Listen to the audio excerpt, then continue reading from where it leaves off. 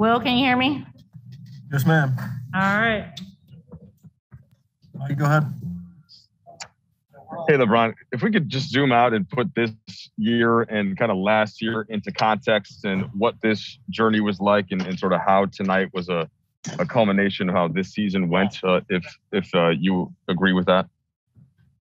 I mean, pretty much. I mean, it's kind of hard to start thinking about, like, when we got started. The season started so fast after leaving the bubble, obviously. You know, and I think I was talking to Wes in the locker room just a few minutes ago, and I said the one thing that bothers me more than anything, we never really got an opportunity to see our full team at full strength, either because of injury or COVID or something going on with our ball club this year. We could never fully get into a rhythm and never really kind of see the full potential of what we're capable of. And you know, but all in all, you know, I give my hats off to everyone on this team who showed up every day to work, showed up every day to compete, showed up every day to put in the time and effort, and obviously fell short of our goal, but you know, try to do everything we could to be as good as we could be, as great as we could be under the circumstances.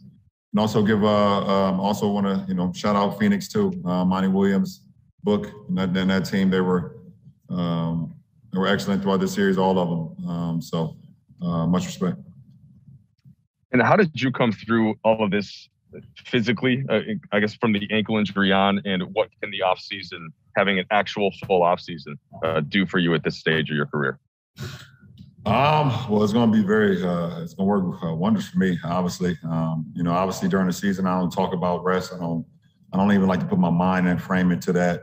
It makes me weak. You know, so, but in the off season, you know, I got an opportunity to rest. We got like 3 months to recalibrate, get my ankle back to 100% where it was before that Atlanta game.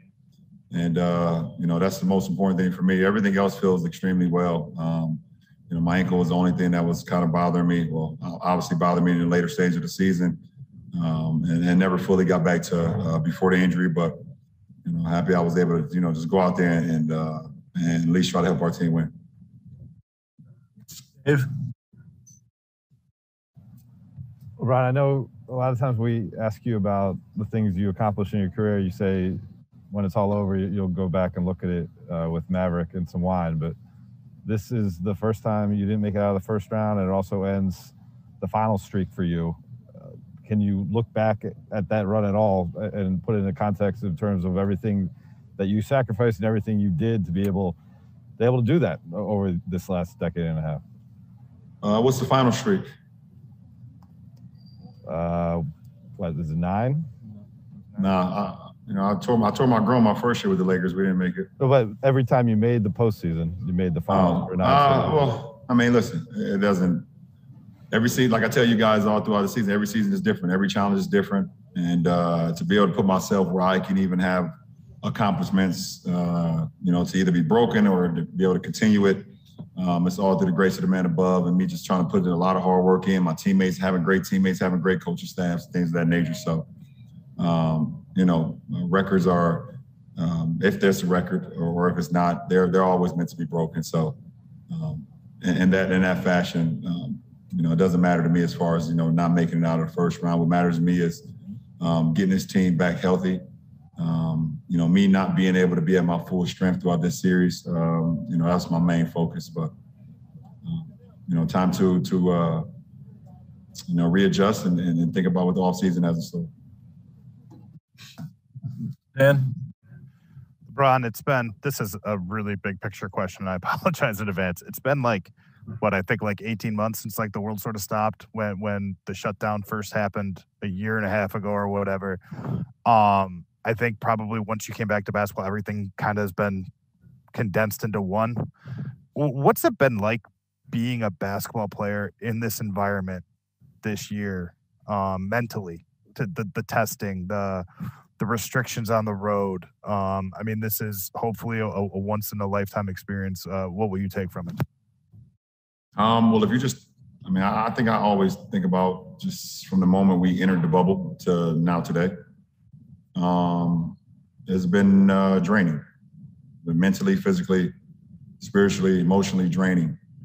You know, did not stop me from, committing to the game, committing to my teammates, committing to the work, putting in the work, mentally trying to stay as sharp as I possibly could. But, throughout it, it's been mentally draining, and like you said, dealing with, every team has to deal with it, obviously. But with us in Miami, obviously, going, the long haul in the bubble and then coming right back on a short notice, to the season, it's been very draining. So, like I said, I commend my teammates, commend the coaching staff and his organization, just being ready to go when the time was called and, giving everything we had up until this moment. But made a better man win. And the Suns was a better man throughout this year, or this series. Bill?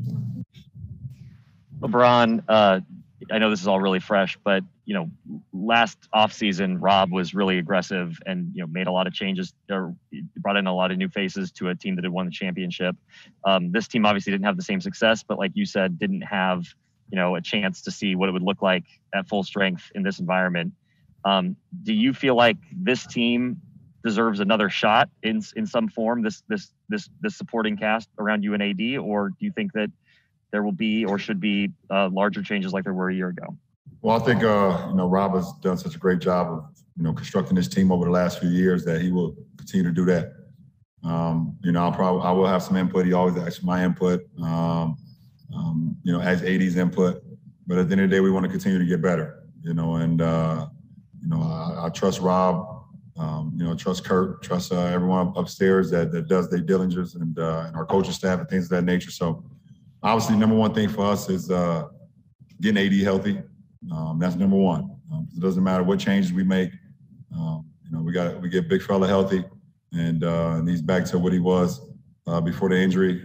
Get my ankle back right, which I 1,000%. I already know that I'll be 100% as far as my ankle when the season starts in October, and then go from there. So that put us in best possible chance to be successful next year.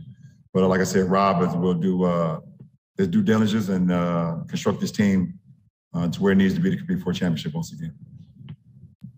We'll take a couple more. Kyle Goon. LeBron, we saw these pictures of you giving a signed jersey to Devin Booker. One, why was that moment important to you? Why was that gesture important to you? And two, when you look around the playoffs and see some of the young players just having outstanding postseasons so far, do you sense that could be motivation for you this offseason to kind of stay on top? Well, first of all, I love everything about D-Book. I've had numerous conversations with him in the past, and he continues to make the jump. And when you want to be great in this league, and as he said, as Kobe told him to be legendary, when you want to be legendary in this game, you got to continue to improve not only your game, but you as a man and everything, both on and off the floor. And all the conversations I've had over the years, I could tell he soaked them up and has used them to his advantage. And, everyone sees what he's able to do on the floor right now, but I think, his maturity, him as a young man is what I'm most impressed about. So I love everything about Book. So that's the post-game interaction. Secondly, I don't need motivation, from anybody in this league. I motivate myself. I'm motivated by my kids, by my family, and the love of this game. But take nothing away from it. There's some young guns in this game. Book, Donovan Mitchell, Luka, John Morant. So many guys that's like 22 and under, or 23 and under, who are just flat out special. And I was just to name a few. Jason Tatum. Let me not forget about him, how special he is. But those guys are great, and the game is always going to be in great hands with guys like that. But my motivation doesn't come from that. My motivation comes from, like I said, my family, myself, my kids in my I Promise school back home that I get an opportunity to see. Today was their last day of school. That was motivating to me, and things of that nature. So I'm past the motivating stage of the younger group. We'll take one more question, and then Dan has a follow-up. Barry Bloom, go ahead. Hey, Brian. Back to the pandemic. As one of the leaders in the game, how do you feel the PA and the NBA handled the whole situation and everything else that's gone on in the last year? Well, the one thing that I'm happy about is to see fans back in our building.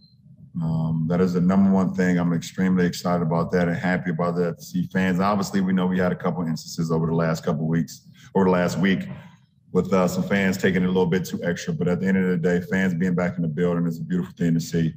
You commend the PA, you commend the league, Adam Silver and his crew on figuring out a way to withstand the pandemic, to withstand it, and the players committing to it. And it's been tough. Like I said, it's been tough on all of us getting tested 2 or 3 times a day, and at all times of the hour throughout the day. But guys committed to it, and guys are happy to be back on the floor and doing it for the love of the game, doing it for your teammates, doing it for your family, and also just having the fans back in the building. So, hopefully we got this thing under wraps, but the league has done a great job of withstanding the time, and hopefully we continue to keep going. Last one, Dan. Hey, LeBron, thanks. Just really quickly, I know you didn't expect to be in this position, but do you think your ankle or your energy levels put the Olympics on the table for you as something you would want to do this summer? Kind of what are your thoughts about that? No, I think I'm gonna play for the Toon Squad this summer instead of the Olympics. I think that's what that's my focus on trying to beat the Monstars, or the Goon Squad, we call them now. So didn't have much success versus Suns. So now I am gearing my attention to the Goon Squad here in mid-July. So I'm gonna let the ankle rest for about a month, and then I'm gonna gear up with Lola, Taz, Granny, Bugs, and the rest of the crew. So hopefully see y'all at the match. Thanks, Bron. Do you want a sports network that delivers everything that matters about the game? The highlights, the picks, the instant analysis, no yelling, no fake debates, no politics. Hit the subscribe button and never miss a moment.